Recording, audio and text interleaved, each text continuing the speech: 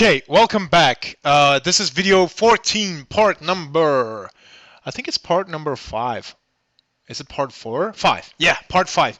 Now, in this part, I'm going to finish off explaining to you what an object is, and I'm going to finish off explaining to you what is null values. In the next video, though, we are going to do the exercises. So I will go with you through this, and we can do the exercises and make sure that it's working. So if I'm rushing through this, don't worry, I'm not rushing it, because in the next video, I'll go with you and explain to you everything and make sure that you understand it. Now, PHP, in essence, has got data types. Okay, data types would be variables, integer. Oh, sorry, not variables. Integers, strings, floating point units, objects, null values. Now we know that. We understand that. So, in essence, now we kind of go. This is PHP object. Okay, so this what we're doing right here is PHP objects. Actually, it's a plural. It's not a singular.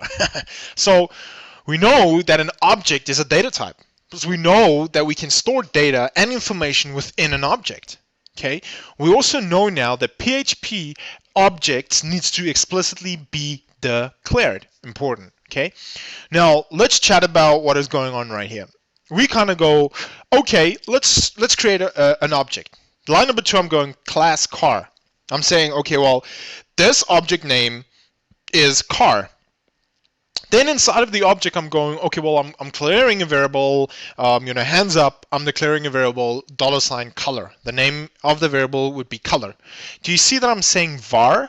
Instead of just saying $color, I'm going var. And that is important. You got to declare it with inside the class.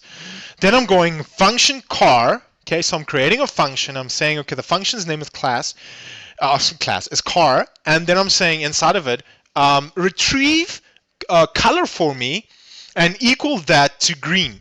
So when I pull up color in this function, the PHP would know that that function would be green. Okay, that's in line 5.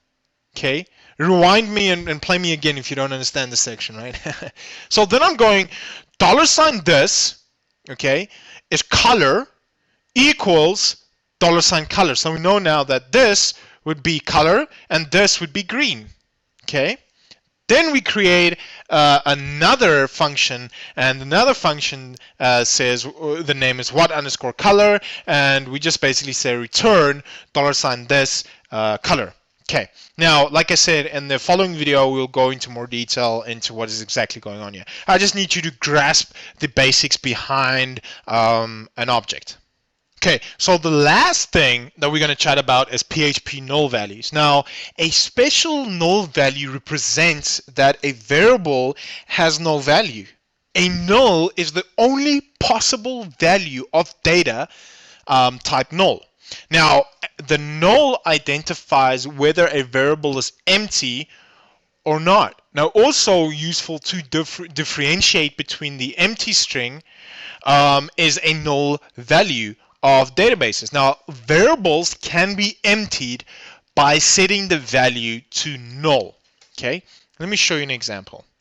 And once again, in the following video, we will go into more detail with this as well. But I just want to copy this, and then I'm going to paste it for you so that we can chat about it.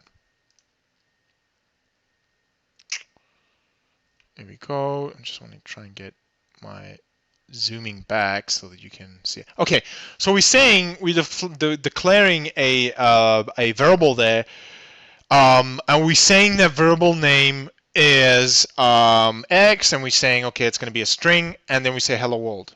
Then look what we do next, right after that. Just gonna get my mouse. Oh my gosh, this is so it's getting stuck. Okay, so at line number 3, we're going $x equals null. What's going on? Okay, well, what we did there is we scratched it. So we said hello world is world, and then we scratched it. So now it's nothing again. Now, the reason why we would do that is because, let's say in one PHP page, we want to use the $x variable name twice, we would do this. So we would put it back to null, and then we go $x again, and we'll create another one again. So that's the basics behind null.